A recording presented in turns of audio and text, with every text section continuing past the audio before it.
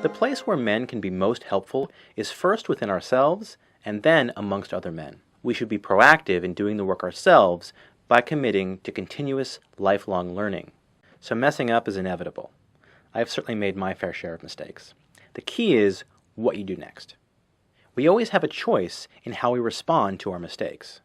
So be humble, examine your own actions, acknowledge failings, and continue to learn how to be better. And moreover, men shouldn't expect a reward if you make a comment and a woman dismisses or disagrees with you. Don't take it personally.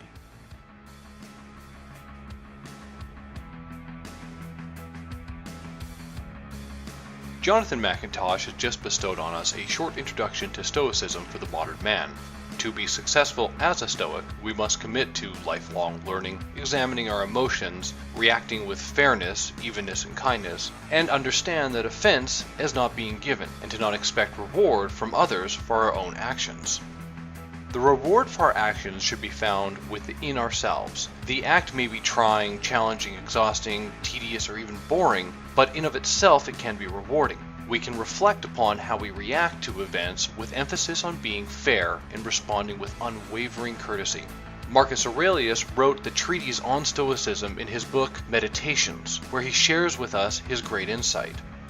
On the topic of offense, Aurelius writes, quote, "Trouble not thyself any more henceforth. Reduce thyself unto perfect simplicity. Doth any man offend? It is against himself that he doth offend. Why should it trouble thee?" Additionally, he opines, quote, "Whatsoever any man either doth or saith, thou must be good, not for any man's sake, but for thine own nature's sake, as if either gold, or the emerald, or purple should ever be saying to themselves, Whatsoever any man either doth or saith, I must still be an emerald, and I must keep my color." Here, Aurelius and McIntosh agree that we should not trouble ourselves with the reactions of others, but to instead remember to be fair, courteous, and unaffected by the statements of others. The emotions of others should not change how we should treat them. To live a good life requires one to treat others well, despite how they react to you. We are not owed anything from anyone else for our own actions. Aurelius too made this clear when he wrote, quote, "Nor didst not think that from the action itself thou hadst received a full reward of the good that thou hast done? For wouldst thou have more? Unto him that is a man, thou hast done a good turn. Doth not that suffice thee? What thy nature required, hast thou done. Must thou be rewarded for it? As if either the eye for that it seeth, or the feet that they go, should require satisfaction.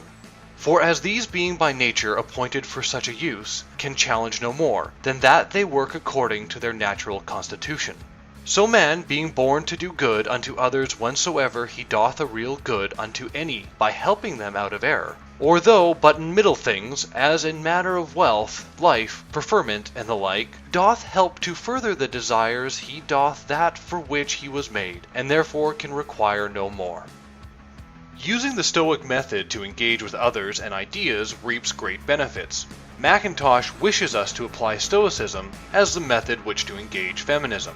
I am afraid McIntosh does not realize what Stoicism demands, that of being a rational being.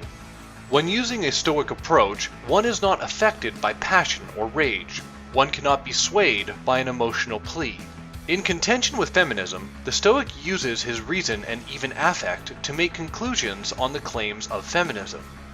Topics such as the wage gap, sexual expression, rape culture, or patriarchy theory are reviewed by the Stoic's reason based on their facts. The Stoic then engages with feminism in his courteous and good-natured way, asking questions of feminists who have earned a reputation among their peers. It is at this point that McIntosh's Stoic approach fails to successfully resolve the chasm between men, feminism, and ending sexism. Stoics are rebuked, blocked, and ridiculed by feminists. Why? For asking questions to gain a greater understanding of the issues? Stoics are labeled in such a manner as to undermine any credibility or worth. Still, the Stoic remains grounded in his reason and his good nature. Stoicism is what many people believe defines traditional masculinity. McIntosh's aim to appeal to traditional masculinity and to use its Stoic nature to engage feminism has a grave consequence. Stoicism is wholly contradictory to feminism. Emotional appeals fall silent on the Stoics' ears, claims are scrutinized, and evidence is demanded.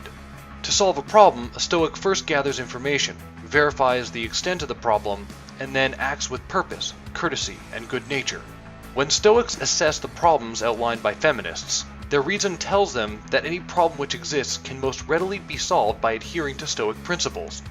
Offense cannot be taken unless you want it to be. McIntosh must understand this, as he himself seems to be living out the Stoic conclusion to feminism and responding in an appropriate manner, with humor. So, John, what is that word that feminists use to explain how our society hurts both men and women? And that word is patriarchy. Dun dun dun. Lightning. Horrible system of doom. Doom. Get into feminism, end it, the sexism, do it.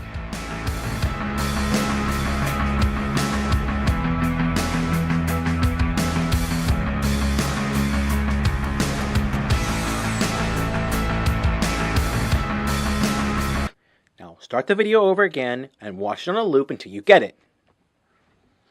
I don't think that tactic would work. Okay, all right. Now, never mind. We'll start with this.